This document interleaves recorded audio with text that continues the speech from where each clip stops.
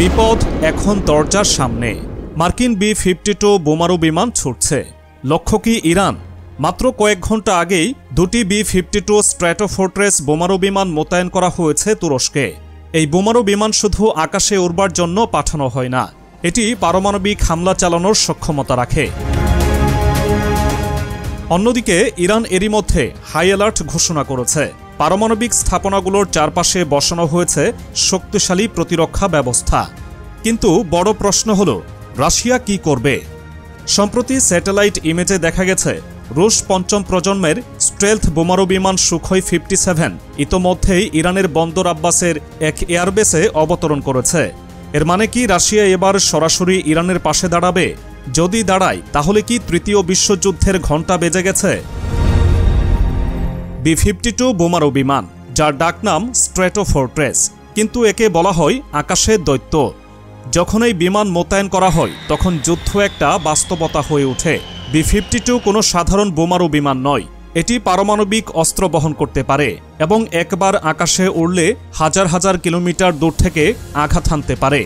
আর এখন এই ভয়ঙ্কর বোমারু বিমান তুরস্কে, মধ্যপ্রাচ্যের এত কাছে।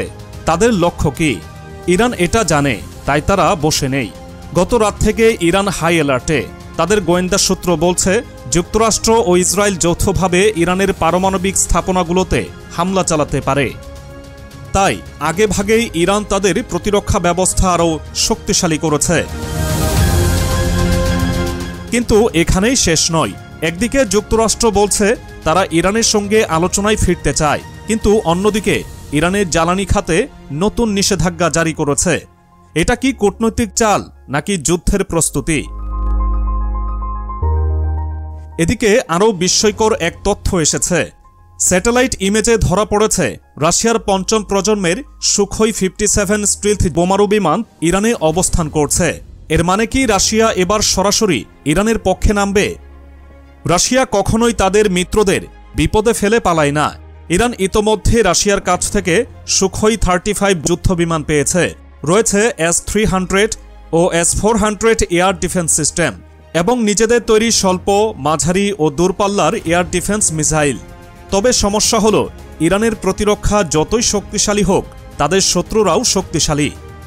সম্প্রতি মার্কিন সংবাদমাধ্যম ওয়াশিংটন পোস্ট এবং ওয়াল স্ট্রিট জার্নাল জানিয়েছে ইরানের প্রতিরক্ষা ব্যবস্থায় কিছু দুর্বলতা রয়েছে, আর সেই সুযোগটাই নিতে চায় ইসরায়েল। আর তাদের প্রধান টার্গেট ইরানের পারমাণবিক স্থাপনা। ইসরায়েল যুক্তরাষ্ট্রের ভয় ইরান পরমাণু অস্ত্র তৈরির একেবারে শেষ ধাপে আছে। যদি একবার ইরান পরমাণু অস্ত্র তৈরিতে সফল হয়ে যায়, তখন বাস্তবতাই পাল্টে যাবে।